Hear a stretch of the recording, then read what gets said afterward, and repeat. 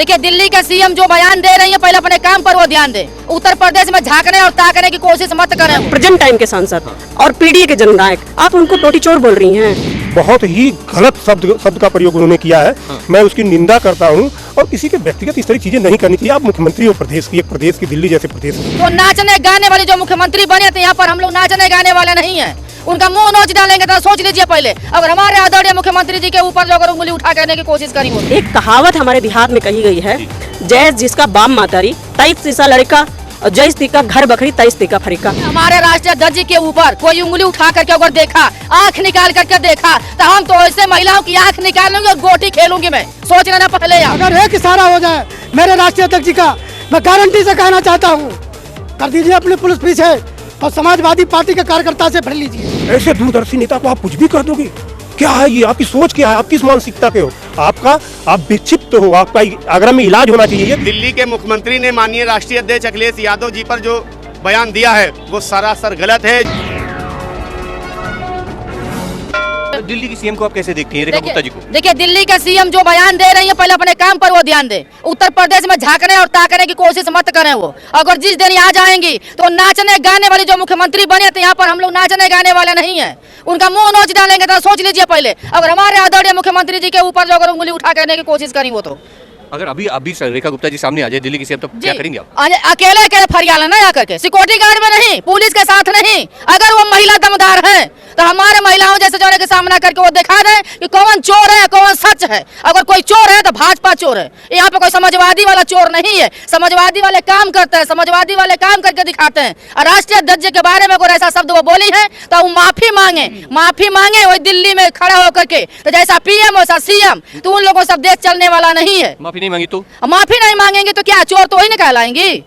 चोर तो वही न कहलाएंगी, और कौन कहलाएगा? बुरा लगा अंदर से तब क्या मुझे हट नहीं लगेगा? हमारे मतलब पढ़ा लिखा मुख्यमंत्री अब भैया जी को, हमारे राष्ट्रीय अध्यक्ष को इस तरह बोल रहे हो, शर्म नहीं आ रही है उनको? कहते बताइए कि ऐसा शब्द ऐसा कुछ भी नहीं था। एक उन्हीं का पत्रकार था, उन्हीं का एक मीडिया वाला था। जिस दिन सफाई हो रही थी उनको पैसा दे करके बोलने के लिए कहा गया। कोई टोटी चोराता है, कोई मशीन चोराता है, कोई झंडा चोराता है? शर्म आना चाहिए भाजपा वालों को। अब उस मुख्यमंत्री को शर्म आनी चाहिए जो बोल रही है जाकर के वहाँ पे। यार आपसे बता दे रहे हैं कि सीएम है तो दिल्ली को जो है संभालिए, उत्तर प्रदेश में जाकर ताकि मत लगाइए। बहुत ही गलत शब्द का प्रयोग उन्होंने किया है। मैं उसकी निंदा करता हूं और किसी के व्यक्तिगत इस तरह चीजें नहीं करनी चाहिए। आप मुख्यमंत्री हो प्रदेश की, एक प्रदेश की, दिल्ली जैसे प्रदेश की, और इस तरह की बात आप तो क्या चाहते हैं आप लोग? माफी मांगे वो? देखिए, ये सब माफी भी ऑलरेडी है।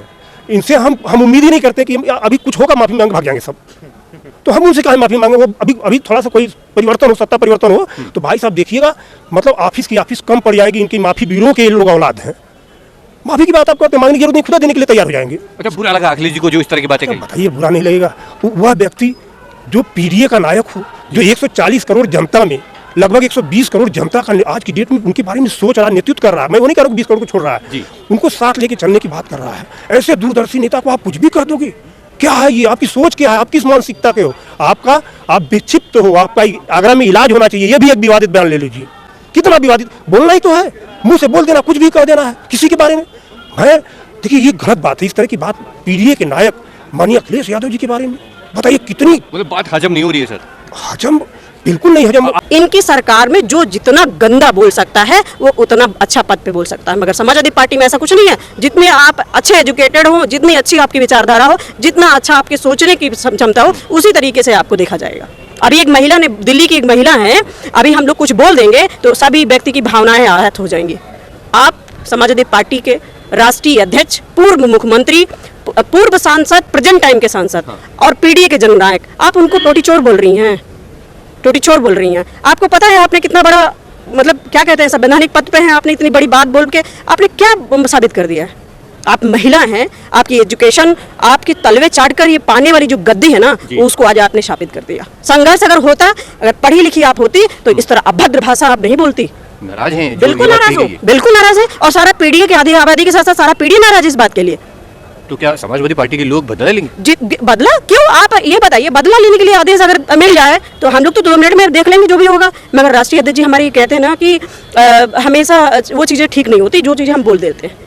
उनका विकास किस तरीके से मानसिक हुआ है उसी का उन्होंने परिचय किया। वही काम करके आई हैं, वही काम करके आई हैं, तो उसी हिसाब से बोल सकते हैं। एक कहावत हमारे देहात में कही गई है, जय जिसका बाप मातारी 23 तीसा लड़का और जैस तिका घर बकरी तैस तिका फरीका।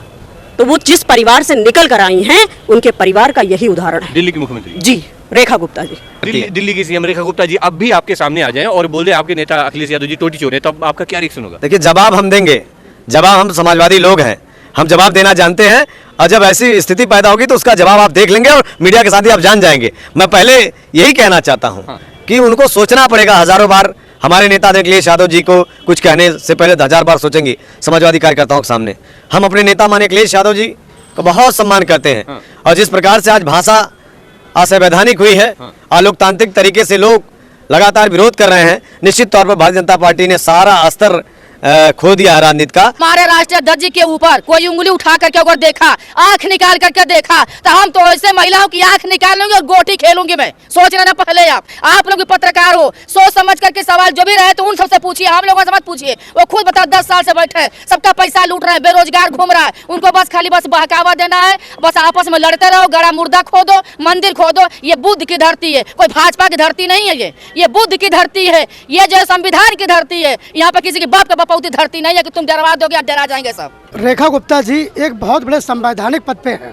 जी सीएम है और महिला है, मैं उनका सम्मान करता हूं, परंतु जिस तरीके से उन्होंने एक अमर्यादित राष्ट्रीय अध्यक्ष जी के खिलाफ जो शब्द का प्रयोग किया है, मैं उनसे निवेदन करना चाहूँगा कि इस तरीके के शब्द का वो प्रयोग ना करें।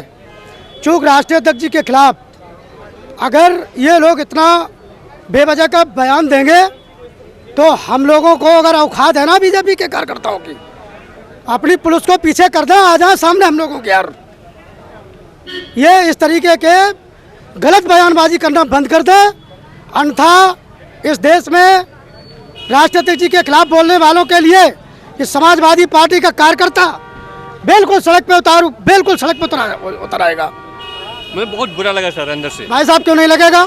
मेरे नेता के लिए आदरणीय राष्ट्रीय अध्यक्ष अखिलेश यादव जी आज देश प्रदेश के नेता हैं, पीडीए की बात करते हैं, दलित, अल्पसंख्यक, नौजवान सभी की बात को रखने वाला अगर हिंदुस्तान का कोई नेता है तो आदरणीय अखिलेश यादव जी। इनके अलावा कोई भी नेता नहीं बात करने वाला। अगर एक इशारा हो जाए मेरे राष्ट्रीय अध्यक्ष जी का, मैं गारंटी से कहना चाहता हूँ, कर दीजिए अपनी पुलिस पीछे और समाजवादी पार्टी के कार्यकर्ता से भर लीजिए, औकात समझ में आ जाएगी। आप एक महिला हो, हमारी महिलाएं भी हैं, हम लोग एक महिला आपको ईंट के जवाब पत्थर से देना जानते हैं।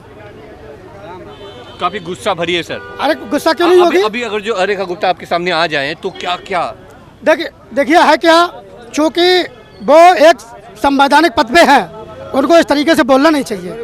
माफी मांगनी चाहिए। बिल्कुल माफी मांगनी चाहिए। नहीं माफी मांगी तो नहीं माफी मांगी, हम लोग आंदोलित होंगे, हम लोग सड़कों पे आएंगे। क्यों नहीं आएंगे यार? हम लोग सुनते हम लोगों का दिमाग खराब है, क्यों नहीं सुनेंगे बताइए आप? राष्ट्रीय अध्यक्ष जी को कभी कुछ बोला जाता, कभी कुछ बोला जाता।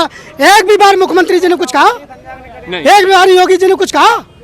योगी जी ने, प्रधानमंत्री जी ने कुछ कहा? इस तरीके का आपको अमर्यादित शब्द नहीं बोलना चाहिए। दिल्ली के मुख्यमंत्री ने माननीय राष्ट्रीय अध्यक्ष अखिलेश यादव जी पर जो बयान दिया है वो सरासर गलत है, झूठ है, फरेब है।